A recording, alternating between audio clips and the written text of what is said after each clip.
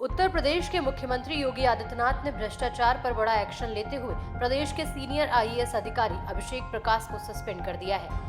उन पर SAEL solar power company का प्रोजेक्ट मंजूर करने के लिए घूस मांगने का आरोप है। इस मामले में गोमती नगर थाने में FIR दर्ज की गई और बिचौलिया निकांत जैन को गिरफ्तार किया गया। ये कार्रवाई ऐसे वक्त में हुई है जब सीएम योगी ने गोंडा में एक कार्यक्रम को संबोधित करते हुए भ्रष्टाचारियों और रिश्वतखोरों पर निशाना साधते हुए कहा था कि ऐसे करने वाले व्यक्ति पर इतनी कड़ी कार्रवाई करेंगे कि वो सरकारी सेवा में आने वाला अपने परिवार का अंतिम व्यक्ति होगा।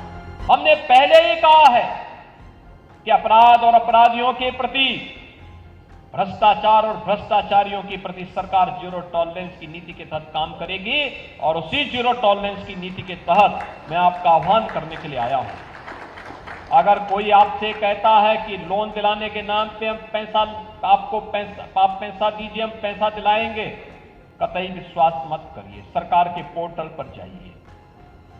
अगर कोई आपसे अनावश्यक रूप से धनराशि की मांग करता है, आप उसकी शिकायत करिए। हम उसकी जांच करवा करके जवाबदेही तय करवा देंगे।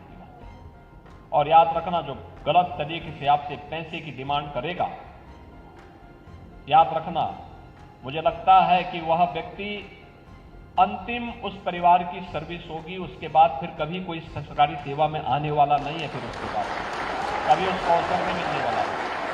आईएएस अभिषेक प्रकाश ने सोलर इंडस्ट्री प्रोजेक्ट की मंजूरी के लिए बिजनेसमैन से 5% कमीशन मांगा था। कमीशन न मिलने पर प्रोजेक्ट की फाइल रोक दी गई। अभिषेक प्रकाश ने कमीशन निकांत जैन के जरिए बिजनेसमैन से डिमांड की थी, जिसके बाद बिजनेसमैन विश्वजीत दत्ता ने इसकी शिकायत सीएम योगी से की। मुख्यमंत्री ने मामले की STF से जांच कराई।